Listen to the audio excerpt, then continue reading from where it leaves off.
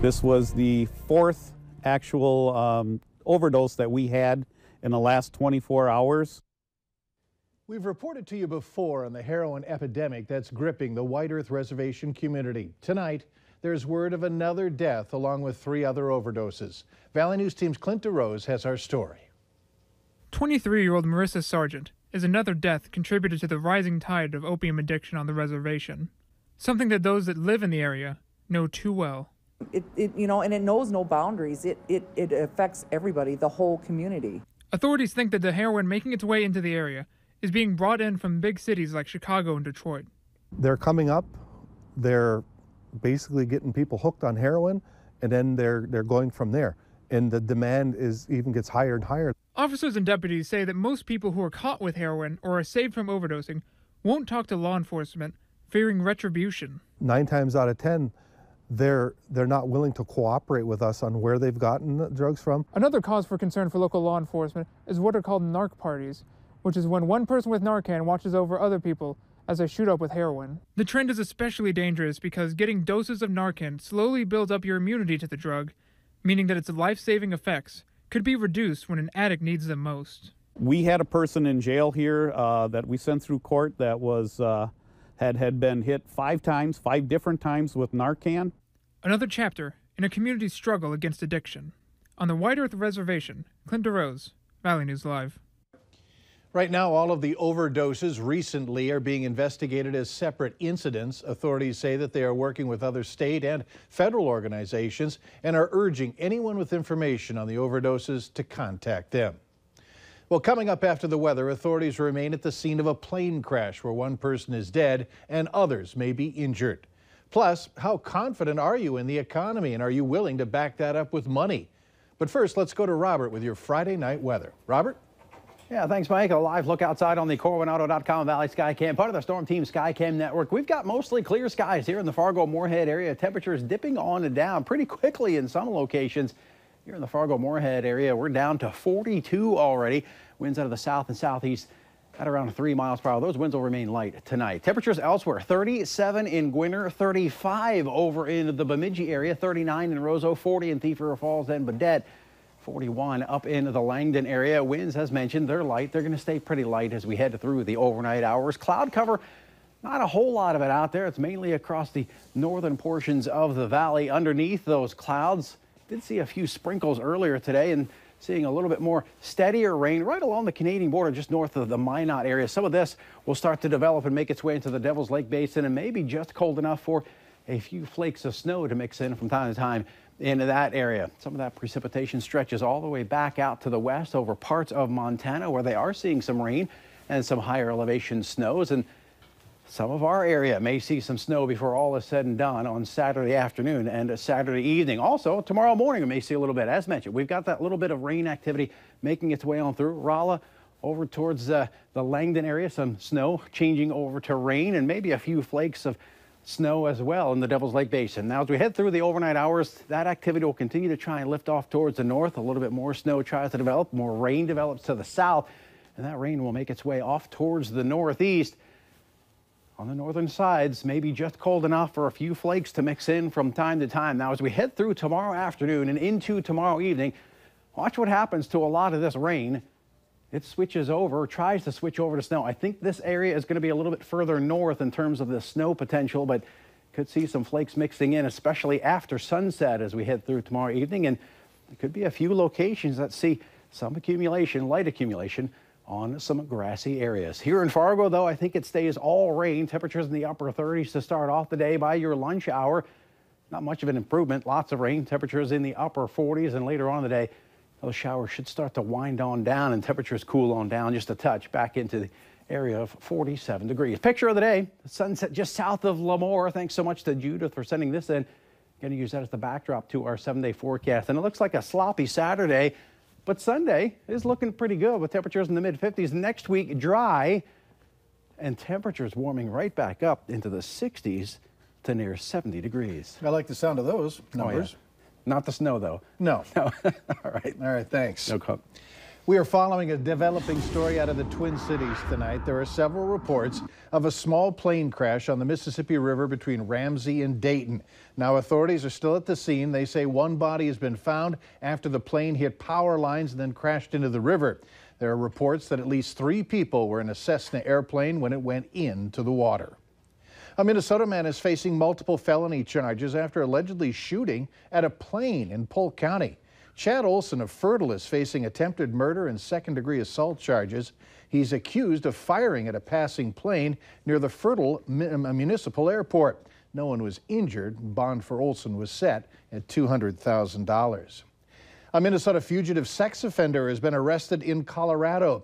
27-year-old Kyle Mizuko, formerly of Oakley, was arrested Wednesday in Hugo, Colorado. There was a warrant for failing to register. The sheriff's office says he didn't notify authorities when he left his home in Oakley in February. In Barnes County, authorities want you to know about the registered sex offender living in Eccleston, North Dakota, which is along I-94 between Valley City and Jamestown. Tricia Lynn Bliss is listed as a moderate risk after being convicted in a 2014 gross sexual imposition case. The victim was 14 years old and a male. It's Friday, time to take a look at this week's Valley's Most Wanted. Police say Reina Perez is wanted for probation violation and possessing drug paraphernalia. Call your local law enforcement agency if you have any information on her whereabouts. A North Dakota couple is suing Catholic Charities for $6.5 million, claiming that the group didn't allow them to adopt a girl because they were living together without being married. James and Tawny Young of Fargo say that they were matched up with a 15-year-old girl who was living in foster care and hoped to have the teen as a bridesmaid in the ceremony. The teenager's social worker said that she would get the adoption process moving, but the couple says that they became suspicious when they didn't get the paperwork. They were eventually told the adoption was off because they were living together as an unmarried couple. They say the social worker told them they were living in sin. A lawyer for the couple asked if the adoption could go through now that they are married, but no one has returned their calls. So they say they were forced to file a lawsuit. Now, attorneys for Catholic Charities have not responded to requests for comments. The couple has not said if they would drop the lawsuit if they were allowed to adopt the child. Yesterday, a motorist was ticketed for distracted driving after causing a crash on the Red River Bridge. No one was hurt, but it was backed up traffic along the interstate. Across the country, more than 3,400 people were killed in just 1 year from distracted driving.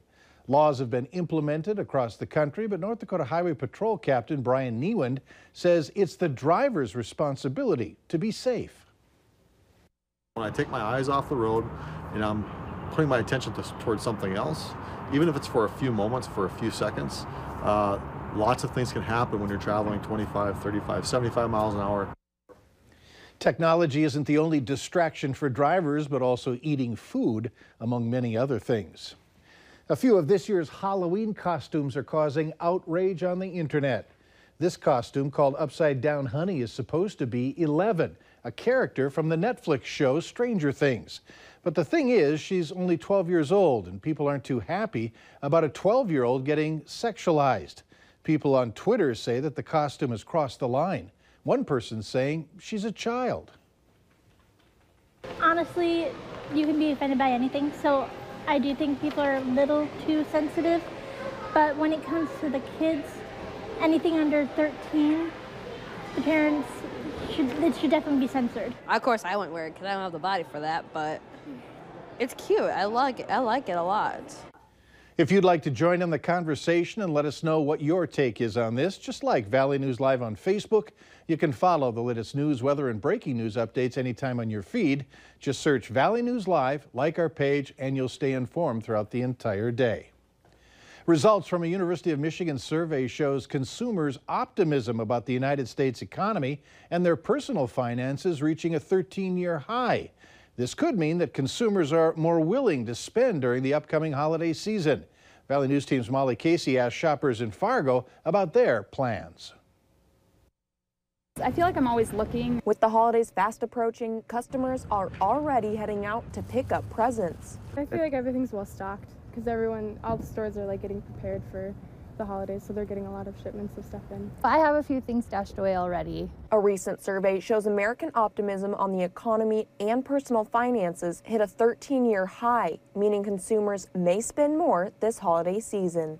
I would pay a little bit more to get the better reaction out of somebody from giving them a better gift. I have the funds now. This is something, you know, Joe or Tim will like, so I guess I'll just pick it up now. So while some may want to head to big box stores this season to check presents off their list, many say shopping local is their first choice. A lot of the places that I actually do shop, like for Christmas outfits for my kids or things like that, are locally owned stores versus going to the mall.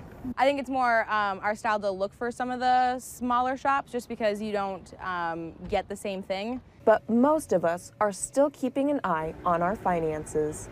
Make the same amount every paycheck, so. I guess I'm a student, so I really don't have that much money. It's definitely something you have to plan out so you're not all of a sudden spending like $200 on everybody.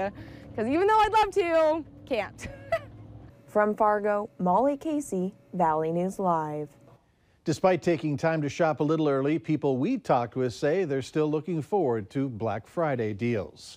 Speaking of a deal, there's a new CW giveaway we want to remind you about. It's a VNL VIP Fargo Force Suite Night experience. That's on November 4th. You'll get the chance to hang out with the Valley News Live crew while also enjoying some hockey. To get registered to win, head to valleynewslive.com and click on the Contest tab. The deadline to register is October 30th at noon. Still ahead.